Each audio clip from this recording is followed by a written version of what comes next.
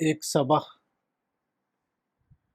حجۃ الوداع کو رسول اللہ صلی اللہ علیہ وسلم نے جس طرح ادا فرمایا، اس میں ہمارے لیے بہت سے نہایت اہم سبق ہیں۔ ان میں سے ایک یہ ہے کہ اجتماعی زندگی ہمیشہ روایات کے اوپر چلتی ہے۔ روایات کو توڑنا اجتماعی زندگی میں ناقابل تلافی خلل پیدا کر دیتا ہے۔ اس لیے اجتماعی زندگی میں جو کچھ کیا جائے، روایات کو توڑے بغیر کیا جائے۔ روایات کو توڑ کر کام کرنا پیغمبرانہ طریقے کے مطابق نہیں۔ عن جابر بن عبداللہ ان رسول اللہ صلی اللہ علیہ وسلم مکث بالمدینة 9 سنین لم يحج ثم اذن في الناس بالحج في العاشرة ان رسول اللہ حاج فقدم المدینة بشر کثیر فخرجنا معه۔ مشکات۔ حضرت جابر بن عبداللہ کہتے ہیں کہ رسول اللہ صلی اللہ علیہ وسلم مدینے میں 9 سال رہے، مگر آپ نے حج ادا نہیں کیا۔ پھر ہجرت کے 10ویں سال اعلان کیا گیا کہ رسول اللہ صلی اللہ علیہ وسلم حج کے لیے جانے والے ہیں۔ چنانچہ مدینے میں بہت سے لوگ جمع ہو گئے، پھر ہم آپ کے ساتھ حج کے لیے نکلے۔ رسول اللہ صلی اللہ علیہ وسلم کے اس اسوے کی روشنی میں یہ سوال پیدا ہوتا ہے کہ آپ نے 10 سال تک حج کیوں نہیں ادا فرمایا؟ ابتدائی سالوں میں بظاہر قریش کی طرف سے مزاحمت کا اندیشہ تھا، جیسا کہ حدیبیہ کے موقع پر انہوں نے آپ کو عمرہ کرنے سے روکا، مگر رمضان سن 8 ہجری میں جب مکہ فتح ہوا تو اس کے بعد یہ رکاوٹ ختم ہو چکی تھی۔ فتح مکہ کے باوجود رسول اللہ صلی اللہ علیہ وسلم نے سن 8 ہجری اور سن 9 ہجری میں حج ادا نہیں کیا۔ آپ صرف سن 10 ہجری میں حج کے لیے تشریف لے گئے اور اس کے 2 ماہ بعد آپ کی وفات ہو گئی۔ اس تاخیر کی وجہ یہ تھی کہ آپ یہ چاہتے تھے کہ حج کے نظام میں مطلوبہ اصلاح روایات کو توڑے بغیر انجام دی جائے۔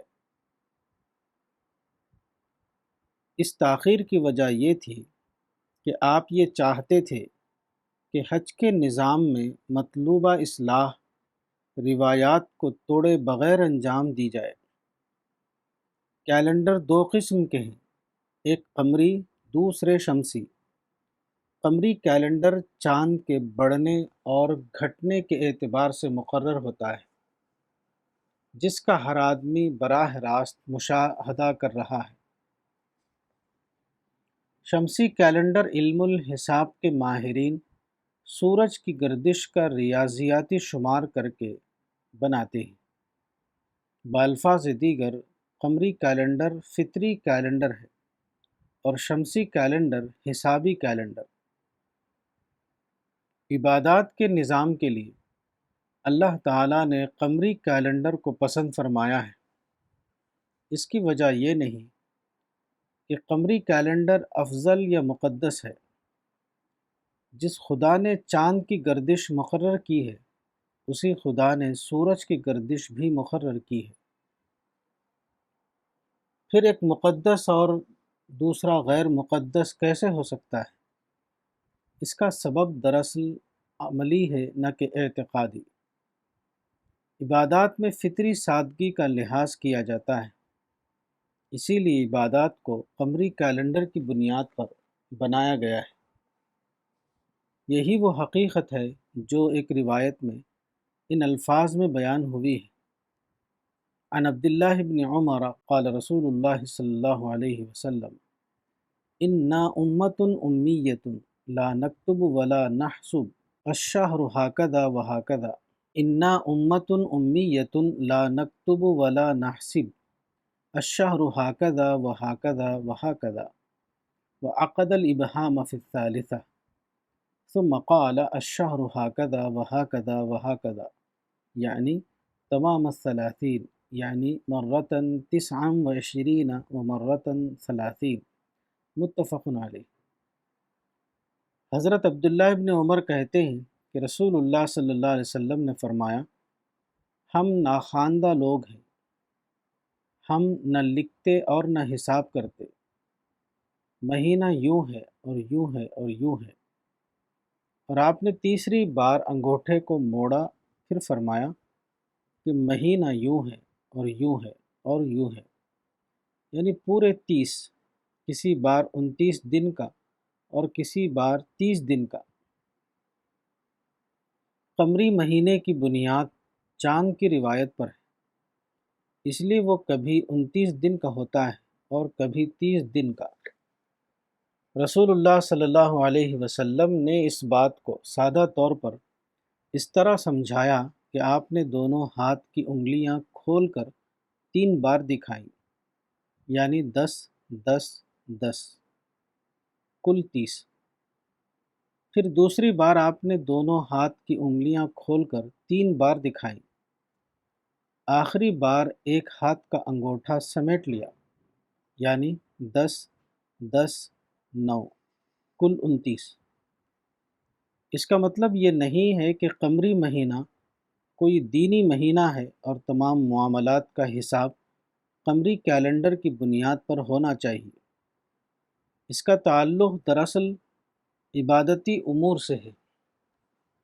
اس کا مطلب صرف یہ ہے کہ عبادات کے معاملے میں قمری تاریخوں کا لحاظ کیا جائے گا تاکہ ہر آدمی بآسانی اس کا اتباع کر سکے۔ حضرت ابراہیم علیہ السلام نے حج کا نظام بنایا تو اسی مصلحت کی بنا پر اس کو قمری مہینے کی بنیاد پر بنایا، مگر قریش مکہ جو کعبے کے متولی تھے، انہوں نے بات کو اپنے تجارتی مفاد کی خاطر یہ چاہا حج کا نظام شمسی کیلنڈر کی بنیاد پر مقرر کریں تاکہ حج کی تاریخیں ہمیشہ ایک ہی موسم میں پڑیں۔ اس کے لیے انہوں نے بعض دوسری قوموں سے کبیسہ یعنی انٹرکلیشن کا اصول لیا اور اس کو حج کے معاملے میں رائج کر دیا۔ شمسی سال 365 دن کا ہوتا ہے اور قمری سال 354 دن کا، یعنی دونوں کے درمیان 11 دن کا فرق ہے۔ ہر 8 سال میں یہ فرق تقریباً 3 مہینے کا ہو جاتا ہے۔ اہل عرب یہ کرتے تھے کہ قمری مہینوں میں فرق کے بقدر دنوں کا اضافہ کرتے رہتے تھے تاکہ دونوں مہینے ساتھ ساتھ چلتے رہیں۔ اس طرح قمری مہینے اپنی جگہ سے ہٹتے رہتے تھے۔ یہ چکر 33 سال میں پورا ہوتا تھا، چنانچہ 33 سال تک مسلسل ایسا ہوتا کہ حج اپنی اصل تاریخوں کے بجائے دوسری تاریخوں میں آتا تھا اور 34ویں سال میں پہنچ کر وہ دوبارہ اصل ابراہیمی تاریخ یعنی ذی الحجہ میں پڑتا تھا۔ رمضان سن 8 ہجری میں مکہ فتح ہوا تو یہ 33 سالہ دور اپنے آخری مرحلے میں تھا، یعنی سن 8 ہجری، اور سن 9 ہجری کا حج تو سابقہ طریقے پر ذی قعدہ کے مہینے میں پڑ رہا تھا، مگر سن 10 ہجری میں 33 سالہ دور پورا ہو کر حج عین اپنی اصل تاریخ میں آ رہا تھا، یعنی ذی الحجہ میں۔ رسول اللہ صلی اللہ علیہ وسلم ایک اعتبار سے دین ابراہیمی کے مجدد تھے۔ آپ اللہ کی طرف سے اس پر مامور تھے کہ حج کے نظام کو دوبارہ ابراہیمی بنیاد پر قائم کریں۔ سن 8 ہجری میں فاتح مکہ کی حیثیت سے آپ اس کا اعلان کر سکتے تھے، مگر آپ نے اس وقت ایسا نہیں کیا۔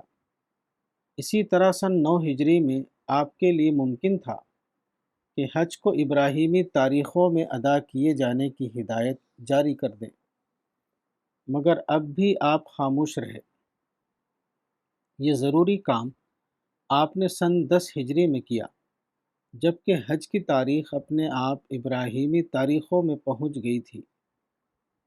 اس کی وجہ یہ تھی کہ سن 8 ہجری اور سن 9 ہجری میں ایسا کرنے کے لیے صدیوں کی قائم شدہ روایات کو توڑنا پڑتا، جبکہ سن 10 ہجری میں روایات کو توڑے بغیر یہ مقصد اپنے آپ حاصل ہو رہا تھا۔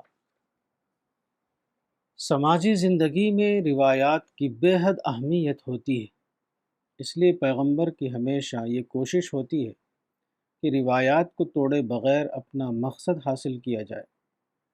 آپ نے سن 10 ہجری میں حسب قاعدہ ابراہیمی تاریخ پر حج ادا فرمایا، اور پھر یہ اعلان کر دیا کہ آئندہ اب ایسا ہی ہوتا رہے گا۔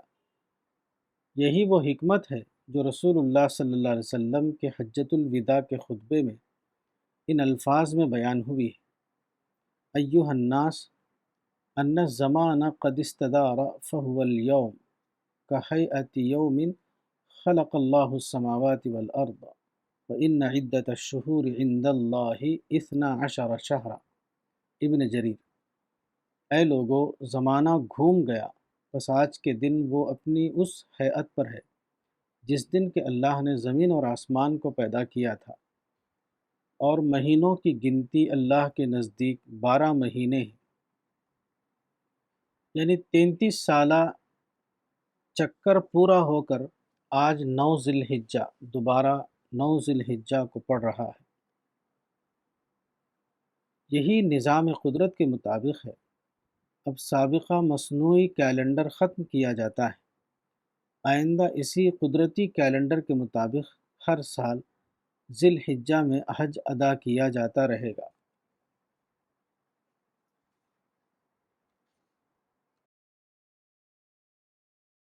کتاب حقیقت حج، مولانا وحید الدین خان، صفحہ نمبر 29۔